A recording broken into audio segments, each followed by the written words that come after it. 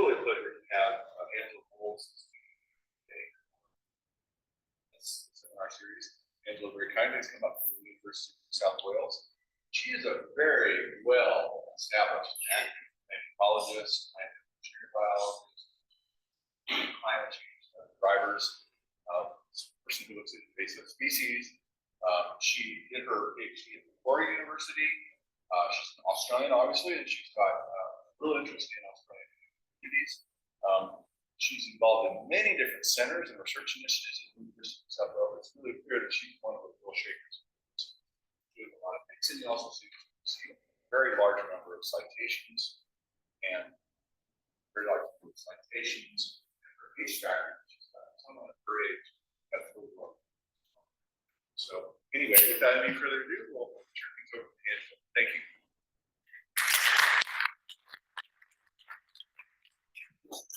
Thank you so much. And thank you.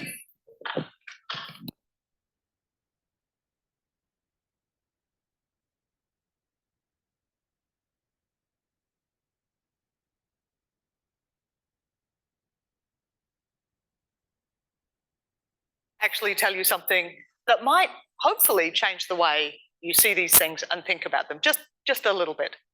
But we'll start out with the basics. It's getting warmer. Yeah. The interesting thing here is everyone knows, we've passed 1 degree of warming already and it's not slowing down yet. But just to put that in context, did you know that in the last glacial maximum, it was only about 5 to 6 degrees colder? The global maximum, the global mean temperature. So at that time, when it was 5 or 6 degrees colder, we had like an ice sheet 3 kilometers thick sitting over Montreal. We had woolly mammoths running around. Like, it really puts into context for you just how much of a big deal 1 or 2 degrees might be. And of course, it's not just the average temperatures that are changing. All the extreme events, there should be cyclones on here for this audience, are coming. They're happening more frequently, they're happening more intensely. Just things are happening at scales and frequencies that they didn't used to happen. And in response to all of this change, the plants are already changing a lot. They're shifting their distributions, they're changing the timing of like leaf flush or flowering, and of course, they're undergoing rapid evolution. So what I'm going to do in this talk is just talk about shifting distributions and rapid evolution. I had a set of slides on changing phenology, but who wants to go for even longer? Now, the first part of the talk is about species moving to track suitable climates. And the reason that this is first is if you look at the paleontological literature, it is really clear that this is how plants respond to climate change. People talk about adaptation being really important, and it obviously is as well. But what we really see when we look back over a few thousand years is vast and dramatic shifts in species distributions. And I think these are most nicely illustrated in the US, where you've got really cool pollen records. And you can see here, we've got the blue blob here is the Great Laurentide ice sheet. That's the one that was 3 kilometers thick over Montreal, wherever Montreal's gone. And you can see here, we've got spruce. This green bit is where the spruce lived 21,000 years ago, 17,000 years ago, up to the present day. So you can see a dramatic shift in the species distribution. And you can see that over species after species, not just in plants, but across lots of things. And so we have for ourselves this nice story that the species, they're going to be kind of okay. They're going to be able to move towards the poles or uphill and stay in these places where it's a little bit cooler and where they're able to cope with their conditions. And when you look, you can see evidence for this. So for instance, here's a nice study from Britain. I like it because it pulled together information for all the different taxa, and almost everything on average is moving towards the pole, which is really cool. But there's a lot of noise hidden in those averages, and some of that noise is really, really important.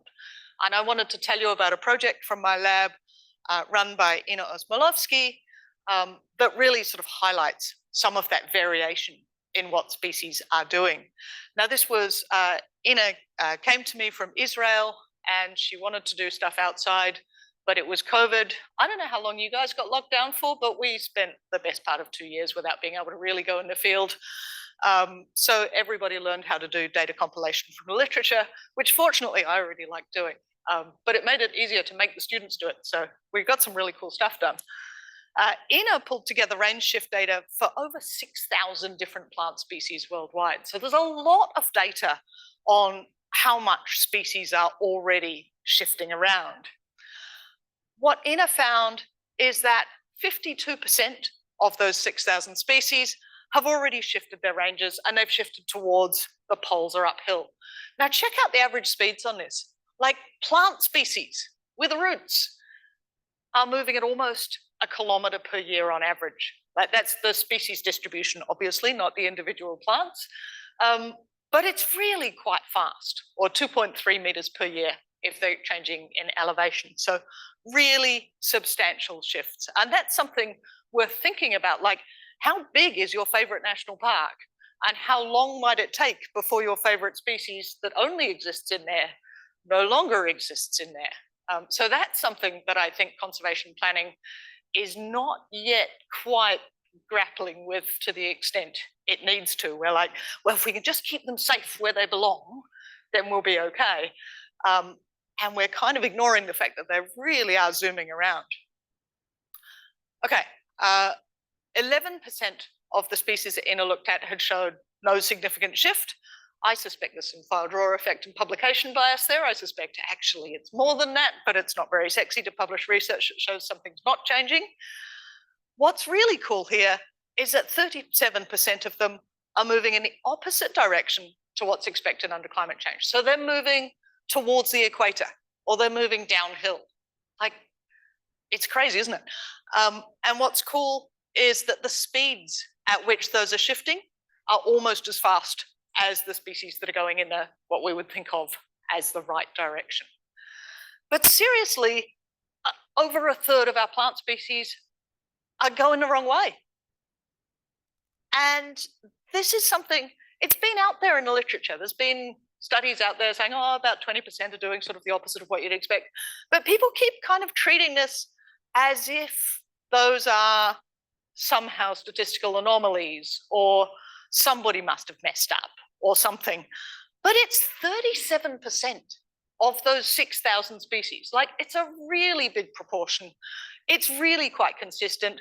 They're not just subtle shifts in the wrong direction, they're going nearly as fast. So they're big shifts, and they're not predicted by our current species distribution models. We've got these beautiful species distribution models that, use all of this different information, and they're getting increasingly complicated and beautiful and taking into account things like rapid evolution and different things. But barely any of these things predict species going the wrong way. And 37% of our species are doing that. And that means, because we use those species distribution models to help inform conservation action, we're not putting our efforts in the right places, which is a pretty big deal. So, I mean, I'm not making a dig at species distribution models. I think they're amazing, and I'm not making a dig at governments for using them. We kind of have to. Like, where will the koalas be in 50 years time or something? You kind of have to use your best parameterized guess. But our best models are missing what a third of our species are doing, and I think that's a pretty big deal. So the question is, of course, what's going on? Which third of our species are going backwards? In what sort of situations are they going backwards? Can we figure out who they are and why they might be doing it? So what we did with Ina's big data set is we set out and tested a whole bunch of different hypotheses, as we do. So we made some really beautiful hypotheses. I'll show you the first one. First one is based on the idea that the climate hasn't changed equally in all parts of the world. Some parts, like up in northern polar areas, they've really had dramatic increases in temperature already, whereas other parts of the world haven't changed nearly so much. And what we thought was, well, species would be more likely to shift poleward or uphill the right way if they're in places that have experienced greater increases in temperature. So maybe when there's been a really big increase in temperature, that's going to line everybody up and they'll do what they're supposed to. So we tested this with Ina's big data set, and the type of graph I'm going to show you looks like this. So we've got the latitudinal shifts up in the blue and the elevational shifts in the green there. It's been an inordinate amount of research done in the Swiss Alps, I have to admit. So there's a lot of information about species shifting their elevations. There's also obviously a decent enough sample size on latitude to get at this. But in this case, you can see that we have no significant relationship between either the direction that those species are shifting or the speed at which they're shifting, either with elevation or latitude. So it was a beautiful and logical hypothesis, and like most of my beautiful and logical hypotheses, it's wrong. This is my whole scientific career, by the way. Just coming out there, logicking out, well, this is what should happen, proving that it's not, and then writing up the discussion going, well, maybe it's this instead. And the one time in my career I did get the result I expected, I didn't know what to write in a discussion. So yeah, don't dismiss your nulls. They're really important and useful. Okay, so it's not to do with how much warming there's been. We also tested a whole bunch of other variables. I won't go through them in quite so much detail. Next thing we looked at was mean temperature. Have they shifted more in the correct direction if they were in like really hot places or something? And we have got some significant results there, but I would draw your eye to these great and impressive R squareds. This one's 0.06, this one's 0.01. Yeah, there's really not a lot going on there. When you start throwing 6,000 species worth of data points at a question, you can detect some very modest signals.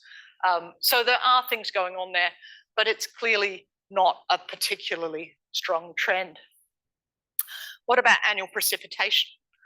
Well, there is a relationship between the amount of rainfall that a place gets and the shift rate, such that species are shifting more quickly in dry areas, and that's actually consistent with some of the work we've done in New South Wales. The species in the arid zone zooming around like 2 or 3 times as fast as the species in the more mesic areas.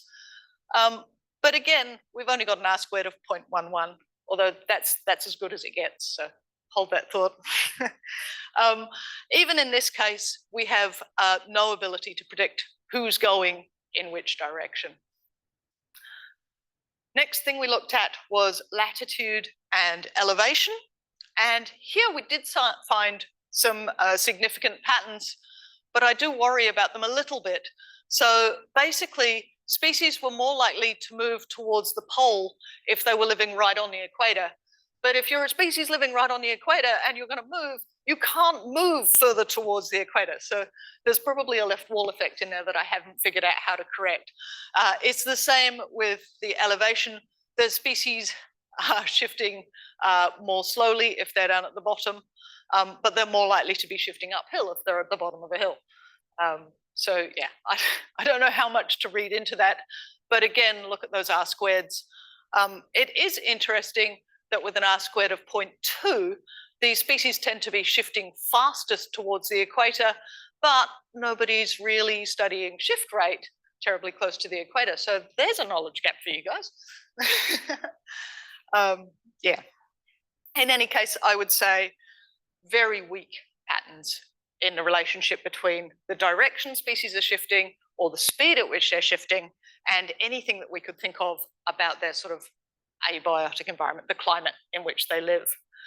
So of course, next we made a whole string of hypotheses about the types of species that should be shifting fastest, right? It should be like the little fast growing ones or the ones with really dispersible seeds or whatever. So we made up a gazillion hypotheses and we got no significant results. So really you can't predict who's going to shift in the expected versus unexpected direction or really get very far in predicting their shift rate from their plant traits. With elevation, there's a couple of significant relationships, including, interestingly, with ploidy level, but they're, again, pretty minor. And the other thing I would say is that I have just shown you 48 different hypothesis tests. And at this point, if you're not getting worried, you should be. So this is one of the problems with the type of ecology we have at the moment. We've got so many variables and so much data. You can test anything. If I was to just p-hack this and show you my one strongest result, you can come out quite convinced potentially. But really, it's really important that we do present all those nulls and put it in context, because the more tests you run, the more likely you are to find a significant result. It's really simple maths. But just to work it through here, if I take all 19 bioclim variables, which lots of us do, and I use a significance cutoff value of 0.05, like most of us do, and I run that against a series of random numbers, I've got a 62% chance of finding a significant relationship. So, and of course, that gets worse the more analyses you do. So even with 5 analyses, you've got a 23% chance. If you start increasing number to silly numbers like 50, you're almost certainly going to hit something, and it may not be terribly meaningful. So bear that in mind, both with my results, but more importantly, with broader ecology at the moment, because there really is a trend of people sort of fishing around for whatever they can find. Okay, so 37% of species are moving in the opposite direction to what we expect, and we really cannot predict which 37% based on environmental characteristics or plant traits.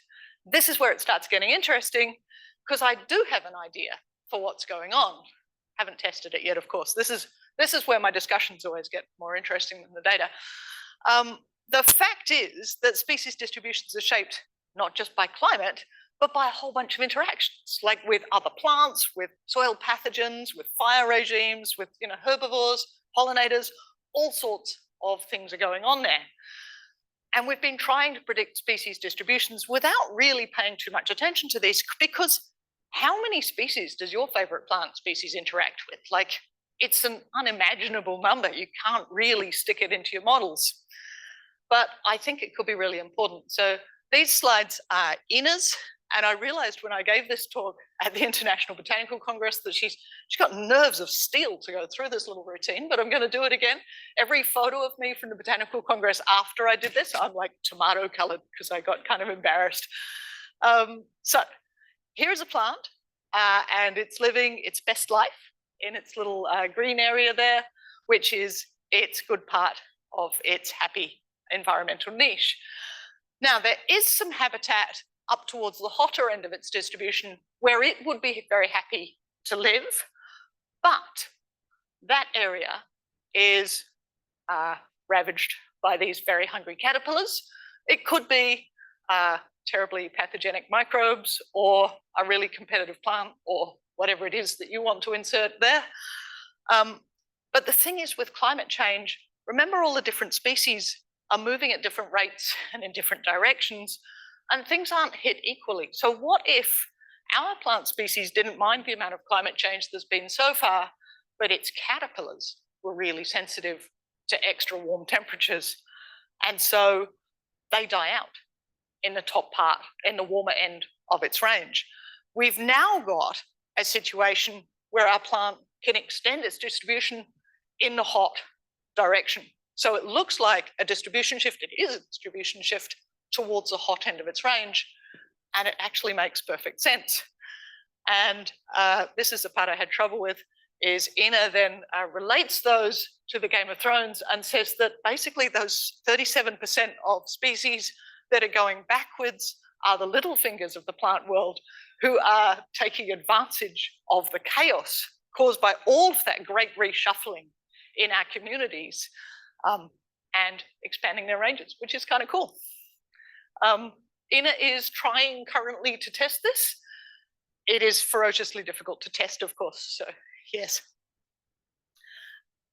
Okay, now, even when species are moving uphill or poleward as expected, we still have a bunch of questions to answer. And this is kind of something that's really been bugging me because I work in New South Wales conservation, and I notice that all the time we hear ecologists and policymakers saying two different things. We're saying, gosh, we hope that our native species can shift their distributions so that they can, remain within their climatic niche and, persist in the face of climate change.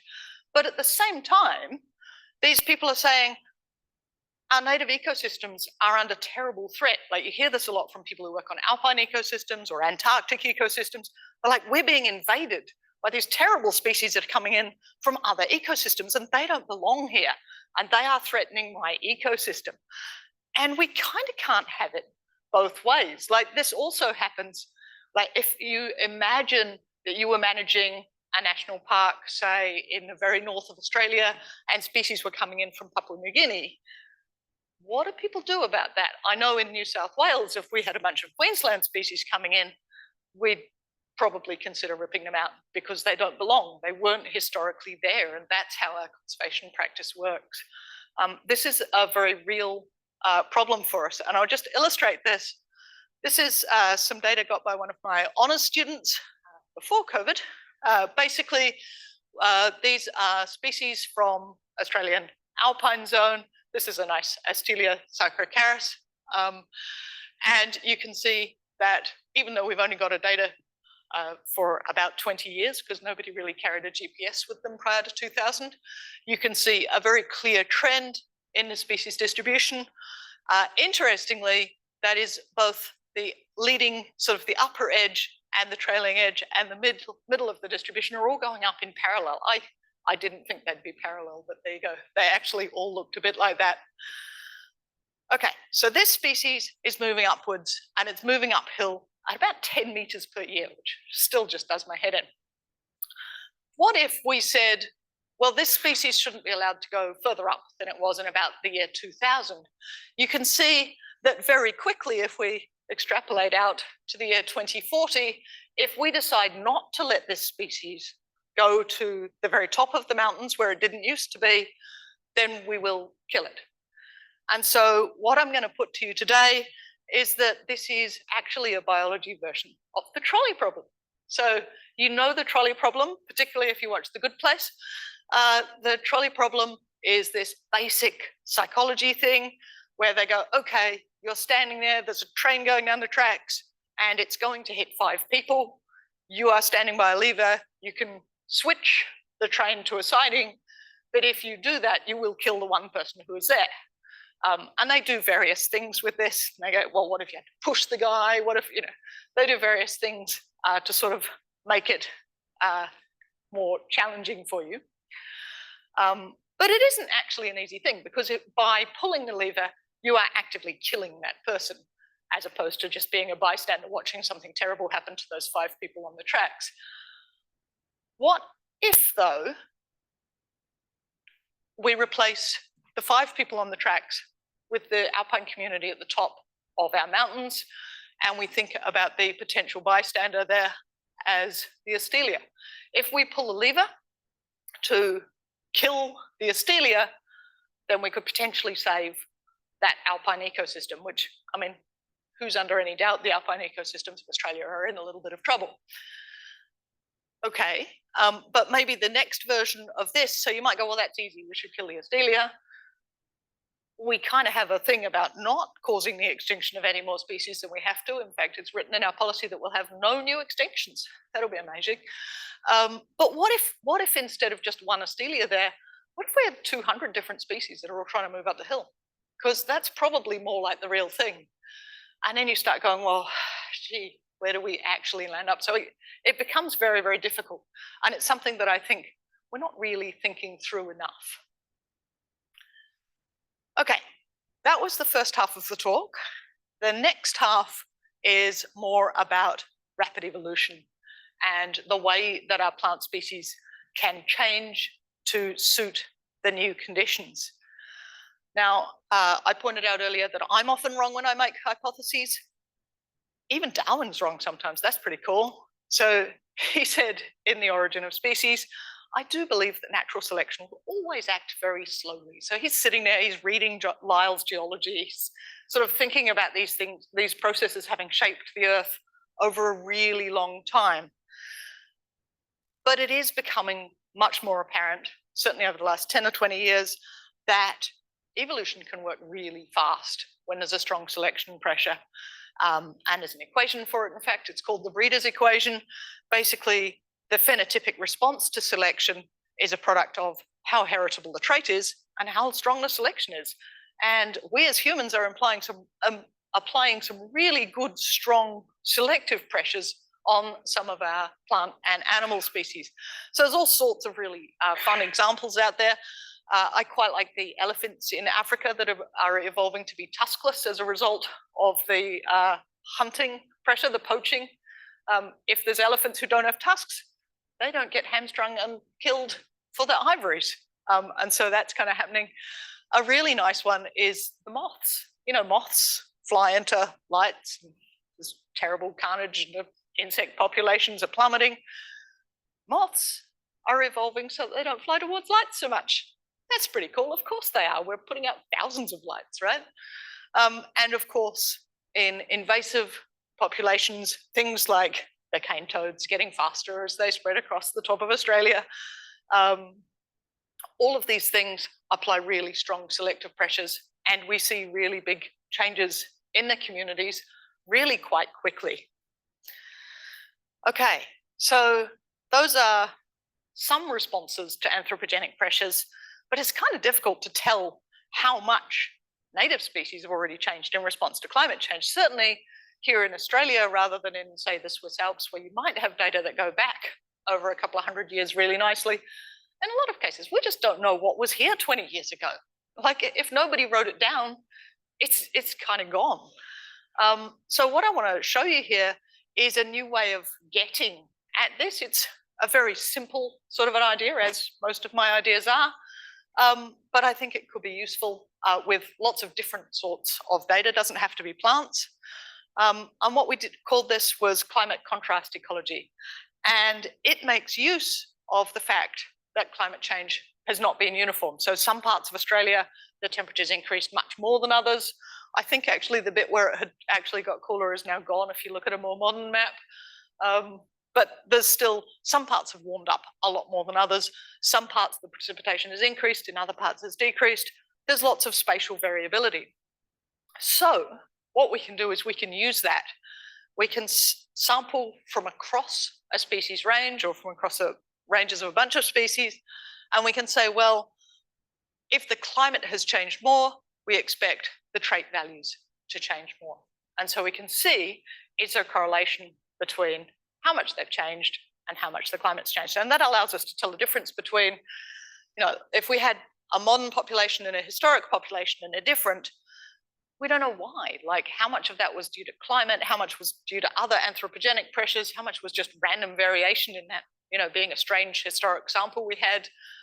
This actually gives us power to go, well, how much is happening that's actually correlated with the change in climate? And this approach, it can be used with museum or herbarium specimens, it can be used with ancient DNA, it can be used with historic field notes, you know, whatever it is you've got. And in this case, my student, Susan Everingham, worked with Kathy Offord at the Australian Plant Bank, and they've got a bunch of seeds that they've collected and froze down to about -80 in sort of the 1970s or so. So these things have been sitting there in the freezers while the climate outside has been changing a lot. So Suze went out and she collected matching seeds. So she went to the same site at the same time of year and, you know, did her very best to absolutely match everything. And she did that across a huge area, so caused plenty of climate change, which is all good. And we sort of applied this climate contrast ecology. Now, you might be worrying, particularly with the seeds, you might be worrying about the storage effects. Like, what if the old seeds, you know, are just less viable, or they grow differently because they've been frozen for the last little while? Well, they might, but there's no reason for the storage effects to be related to how much it changed in their site they were collected from, right? So what that would do is change the elevation of the line, but not actually change the slope. Anyway, it works. Basically, across a bunch of species in sort of southeastern Australia, Sue's found some relatively strong relationships between some of the plant's traits and some of the aspects of climate change. And one of the cool things you can do with this is, because the climate changes in different ways in different places, you can ask, well, what aspects of climate are most important in driving the plant traits? And in this case, all of those ones I showed you on the previous graph were about changes in the extreme events. So things about how hot it was getting and things like that. And we kind of expect that. We expect that if you get a really strong selective force, then we should sort of have directional selection against the types of phenotype that can't cope with that. But the other thing that can be going on, and I think we overlook this a bit, is the evolutionary changes via shifts in fecundity. So obviously an organism has to survive, otherwise it's out of the gene pool, but it's also got to reproduce, right? You can't just be living but not reproducing. And climate change can also dramatically alter which parts of the population, which types of the phenotype distribution are most fit in that sense. And because the reproductive success, particularly of a plant, is kind of a product of what's happening over the whole season while those seeds are maturing and the flowers are out and all of this stuff's going on, this stuff, it can be affected by sort of lagging effects of exposure to a big heat wave, but it's also going to be really impacted by shifts in means. So both means and extremes can be important in shifting those traits. Okay, so what I'm going to do now, and apologies for anyone who was here 5 years ago, because I did show some of the same slides, is show you how quickly rapid evolution can go. And this is not so much from climate change, but from a plant that has been brought to a new climate, because this is what we do with our introduced species. We bring them in to a whole new world and grow them there. And we see some quite decent shifts in the morphology and things of plant species through time. And my student Claire Brandenberger ran a really beautiful experiment on this species here, which is Arctotheca populifolia. And I will show you what she found, because it's quite striking. Now, we started out, and I've always been jealous about this. I was at home with a tiny baby at the time. So I employed somebody else to do a really cool road trip around South Africa, because this is a whole distribution, the native distribution of this Arctotheca populifolia. It was introduced to Australia in about the 1930s, and we chose it because it had a distribution that we could actually sample, whereas most of the weed species in Australia, like their native distribution is the entire of Europe and Northern Africa or something. So you couldn't genuinely sample it and hope to find where its source population was. But in this case, Robert Bodenwerf drove around the entire coast of South Africa, stopped every 50 kilometers or so to pick daisies, and kept driving, which sounds really quite nice. And then I collaborated with some people who can actually do genetics, and we used microsatellites to figure out exactly which beach this daisy came from, which is pretty cool. So to a very high level of confidence, the daisies that we have around where I live come from a beach in Arniston in South Africa. Now, what's cool about that is if you look at these experiments in the literature, most of them do just sample from across the whole native range. And obviously, if something lives in the entire of Europe and Northern Africa, there's going to be all sorts of phenotypic variation within that native range. And that's going to make it difficult for you to figure out like how much change has there been. But because we know exactly where it came from, we can get at that with a lot more precision. Now, Claire was also a part-time student. She had young kids at the time she started this.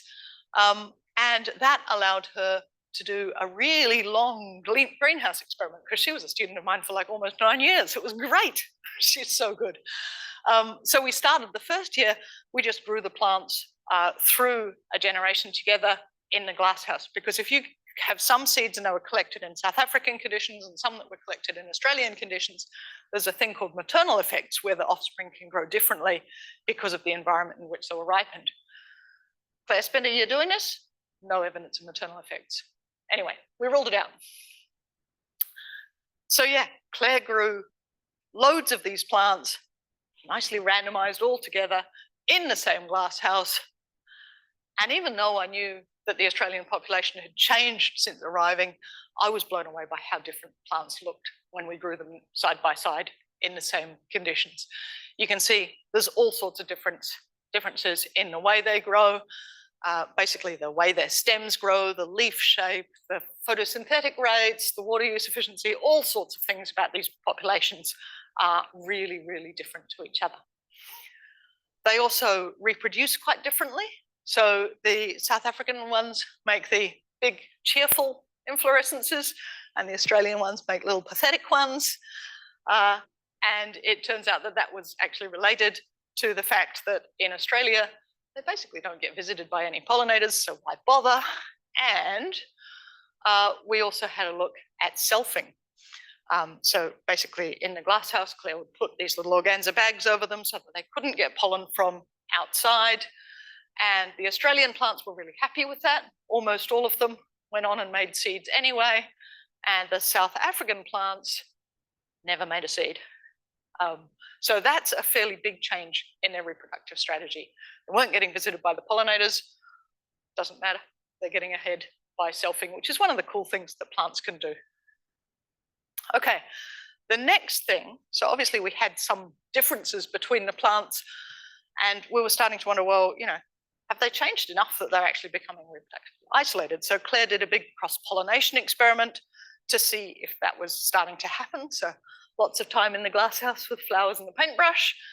And the first thing we noticed is that it was really hard to make the Australian and the South African populations actually swap pollen because they don't flower at the same time. It took like, sorry, I've forgotten how many more days? 50 more days for the South African populations to put up their first flower than for the Australian ones. So basically, by the time the first flowers from South Africa showed up, the Australian flowers had been and gone. So there's a bit of temporal isolation. So even if they were growing side by side on the same beach, they wouldn't swap pollen very often because they don't have their flowers open at the same time. So that was pretty important, but we persisted and made them cross anyway. And the hybrids stank. So basically, if you took South African pollen and put it on another South African plant, the seeds had almost 100% viability, same with the Australian plants. But if you took South African pollen and put it on an Australian plant, it's the other way around. Australian pollen onto a South African plant. We did it that way around because the South Africans didn't self, so we know that the parents were Australian in that case. Only 70% viability. And that again is enough that if these were growing side by side on the beach, those populations would drift apart because that's a strong enough selective pressure that those hybrid offspring will not take off. So at this point, we went, my goodness, this thing has been in Australia since about the 1930s. It's growing differently, its physiology is different, its reproduction is different. It's actually showing evidence of reproductive isolation. One day when I find the time, I'm going to sit down and write this thing up as a new species of Arctotheca that only occurs in Australia. It's no longer an introduced species, or it is an introduced species, but it's also something that only occurs in Australia. It's our own now. And that's kind of interesting for people to think about. But the reason I gave you this example now, like that was from the 1930s to now, and they're pretty convincingly changed. But the conditions between those beaches in South Africa and the beaches in Australia, they're not that different, right? Like think about a South African beach and an Australian beach, the latitude's about the same, we're sandy, we're windswept, you know, kind of the same. How different are the conditions here going to be in 100 years' time? Is it going to be more different than the difference between those South African and Australian beaches? Might be, hey? And so the real question here is sort of, could species undergo so much change in response to climate change that they start undergoing this rapid evolution? And will we have enough data that we actually recognize it? How do we tell if our native species have changed so much that they're now a different thing 100 years from now than what they were now? And what are the taxonomists going to do about that? Because that's well beyond my understanding of taxonomy. But I think it's really interesting and worthwhile thinking about, because we have got some wild selective pressures hitting our native plant populations out there. And just pretending that they're going to stay how they were in historic times is probably not going to keep working for us. Okay, pulling it together now, we've got different species, they're shifting their ranges in different directions and at different rates.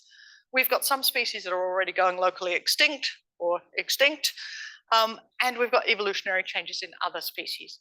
And putting it all together, it's very, very clear that there are going to be some substantial changes in community composition. So I think when I started doing this work about 10 years ago, one of the higher ups in New South Wales government was like, how far south are our ecosystems going to shift? And clearly in his head, they were just going to sort of move a little bit to the south and everything was going to be okay.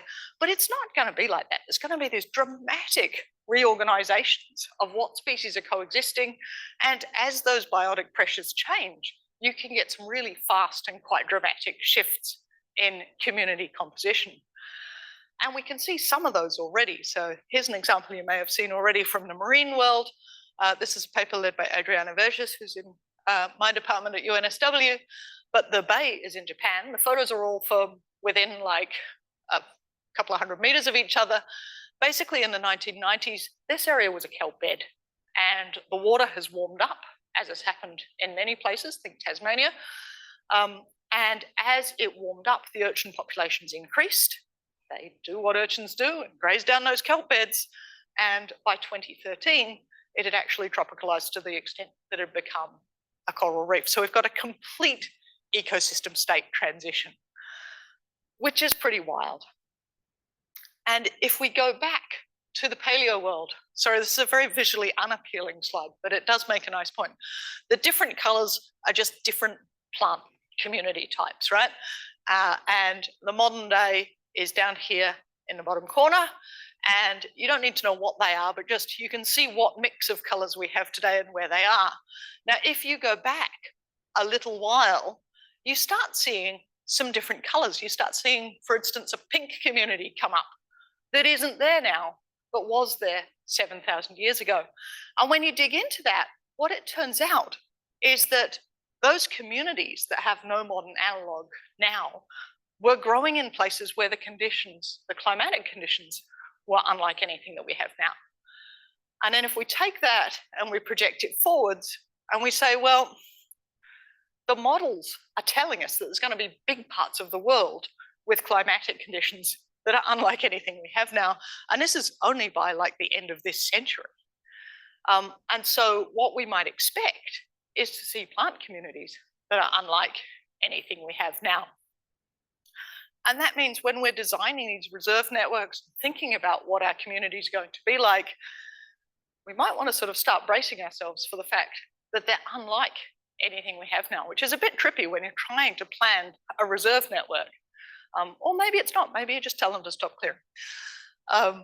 What it does mean, though, is that we kind of need to change the way conservation is done in Australia, because a lot of our policy, almost all of it, is about putting it back to the historical state, that perfect day in 1788 when ecosystems were as they should have been, trying to restore them to that state or keep them in that pristine natural state. This is going to be increasingly impossible as the tide keeps rising. Just continuing to try and hold things back. Go back to that trolley problem, we might actually do more harm by trying to hold things how they were than by letting things change. So I'm going to end by saying that maybe rather than trying to hold things how they were, we need to change our legislation so that instead of going for that historic state, we try and maximize how many of our native species make it into the future. And that's really difficult, because how do you legislate to allow people to change things a bit without letting them make it into car parks? That, I think, is the problem that hits us next. Thank you.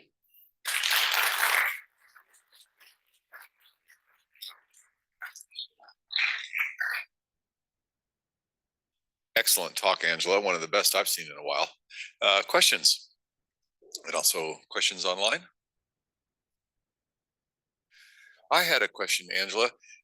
You've looked at, say, temperature and heat wave extremes, that type of thing, as selective forces in terms of changing plant distributions. Of course, another thing that's happening is that the atmospheric chemistry is changing, and we're getting a lot more CO2, which affects plant physiology, water use efficiency, lots of things. Have you factored that in as a hypothesis? And I realize that that's fairly uniform globally, so it's different to test.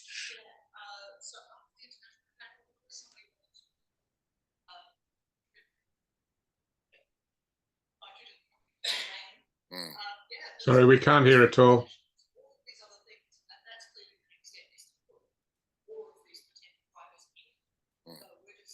Right. Yeah.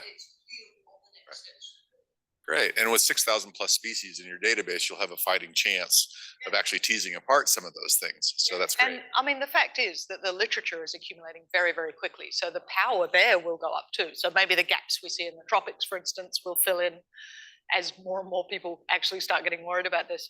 Yeah. So, and the power of those global databases to start looking at this stuff is also just mind blowing. Yeah.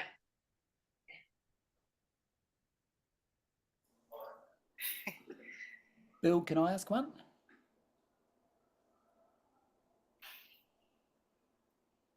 Yeah, really great talk. That was very interesting. I'm just wondering, so if we are if these introduced and invasive species that we have here in Australia, if some of them are changing to the point where they are becoming new species, what should we be doing about them? Should we be controlling them? Should we be conserving them? It's such a difficult question, but I'd like to hear your thoughts on that.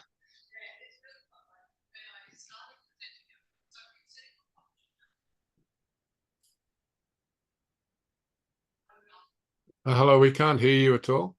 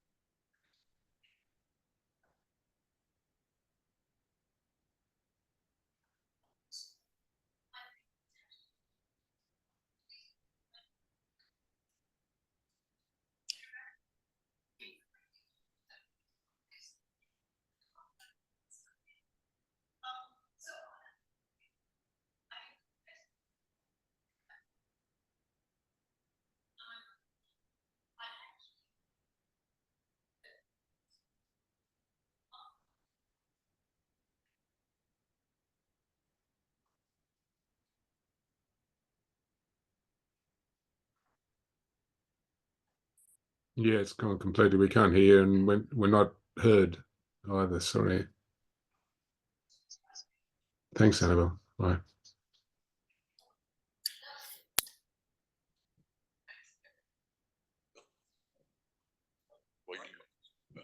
Okay, I'll ask one, Edge.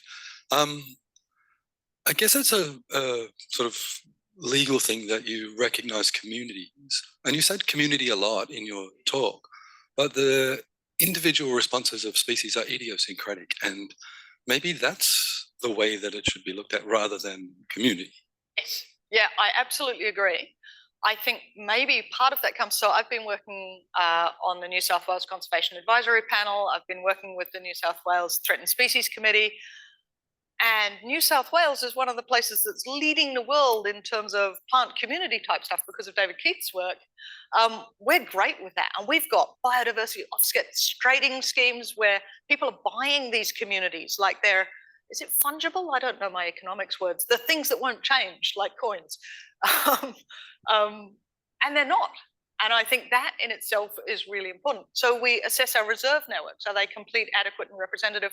We do that in terms of the plant communities. And the plant communities are often a good reference for what are we doing for our animal communities. So people do use communities, and they are way less rigid than people are treating them. And I don't know how loudly to say that because I don't actually want to bring down the New South Wales biodiversity offset scheme, even though it kind of sucks, but it's better than nothing. Do we have a question online? Do we have a question online? I think Michael Liddell. Or okay. Yeah, Penny here. Go How's it ahead. going? Can you hear me? Just turn up your volume, Penny, can you? Well, it's up. Let me have a look. No, it's pretty high. How's that going? Barely. We can barely hear you. Just barely. Yeah. Okay. I wanted to ask a question. Given the chaotic nature of what you've been talking about, and that was a fantastic talk, by the way. Are you using AI?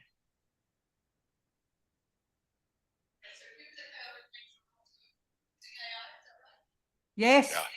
Yeah. No, I'm not. I don't know how. Yeah, I'm not adapting as quickly as the plant communities. I don't know. What would you do with AI? Well, how are you hearing me? It's too hard to have this. I mean, there are any number of ways you might look at it. But I think that someone who knew a lot about AI and biology might be able to help in generating and modeling the future. Possibly. I think at this point we don't understand enough about the underlying biology. I think one of the places we can use AI is to do a lot of the boring work of getting historic data out. So like using AI to start recognizing leaves and measuring leaf traits, say, on herbarium specimens across, hundreds of thousands of specimens worldwide on, loads of different species. That sort of stuff I can really see the promise in.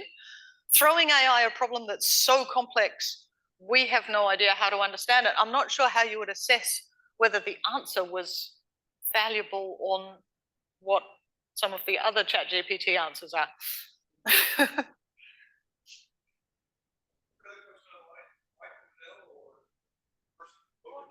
Yeah, I have a question, Bill, if you can hear me. Ed, Noel. Thanks. Thanks for that, Angela. It was a great talk.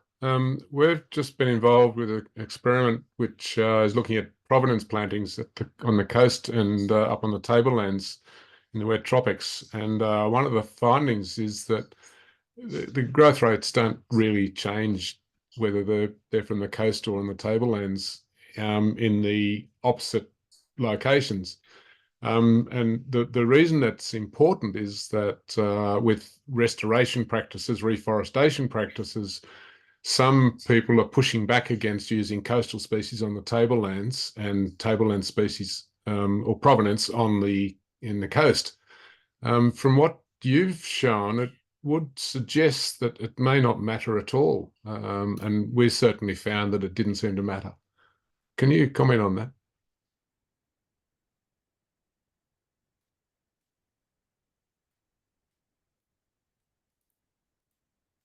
I can't hear you.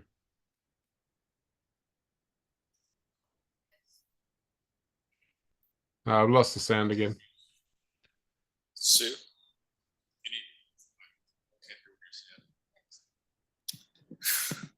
I'll paraphrase. What do you think of how would provenance effects on where we select species for tree planting? How may that change in the future? No, I do actually think that is a really important thing.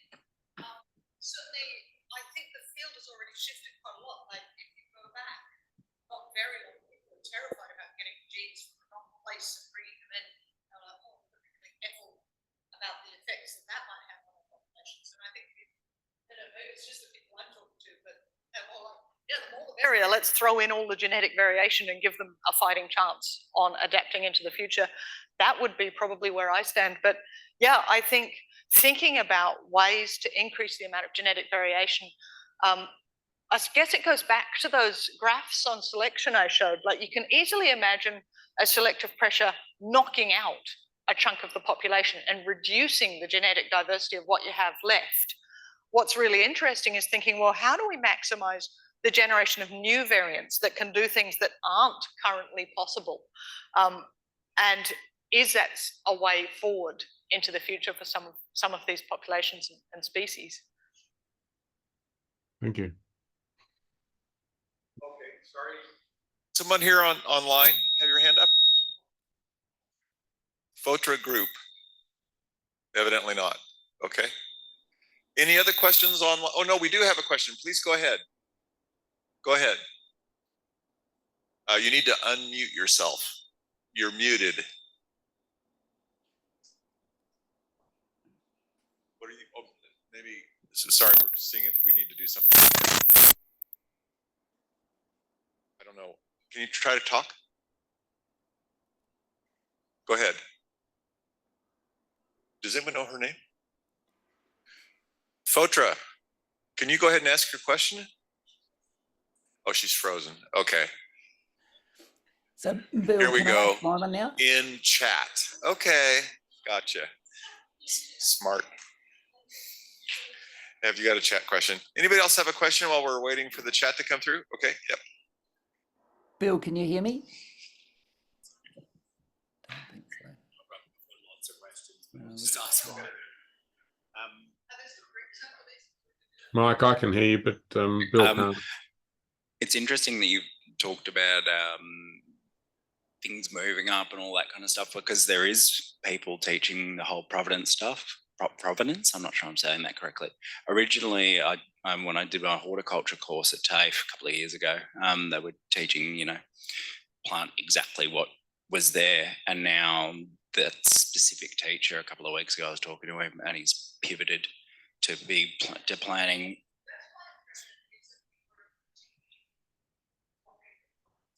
And sort of the balance of weighing about inbreeding depression, outbreeding depression, just, yeah.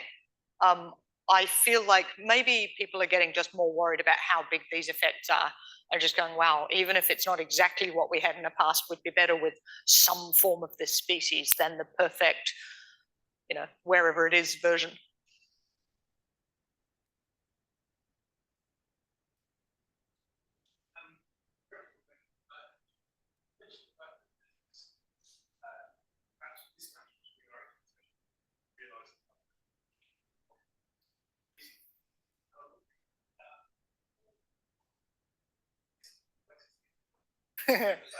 It could just be completely impossible for us to get at.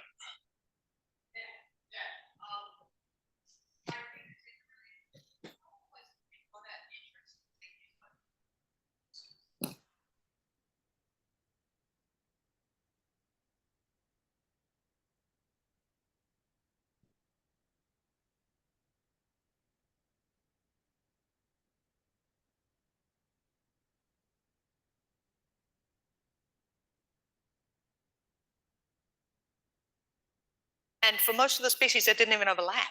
Like, because other things were different, the soil, the other biotic interactions.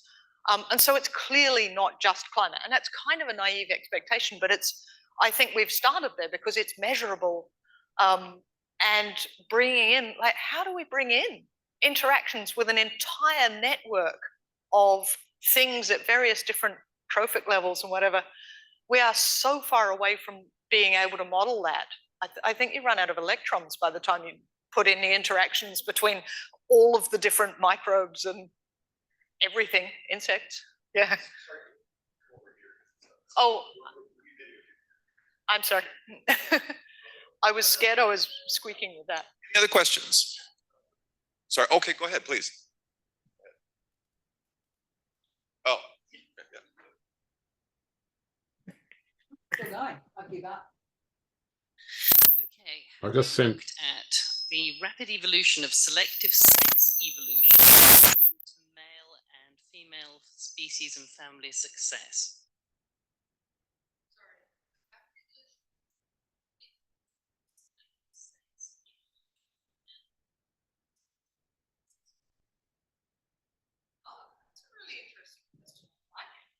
I really like it. So you,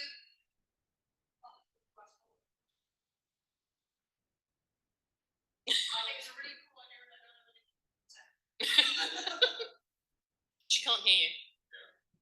Oh, yeah. Sorry, I'm scared it's buzzing because that mic's on. So I think when I stand too close to that, that's why I keep sliding out of the frame. I think that's a really cool question and a really interesting direction, but I don't have anything particularly useful to say about it. Sorry. I might try and chase you up later. Any other questions? We have one more. Is that right? We have one more question online. Okay, that was it. Okay, great. So we're going to go ahead and pull the ripcord on this. Angela, did you have anything else you wanted to say? I think, yeah. Well, look, I think everybody just said, thought that was such a great talk, and it just integrated so many different things, and it was so understandable. Wow, really did a great job. So thank you very much, Angela. We'll hopefully have you back in another 5 years.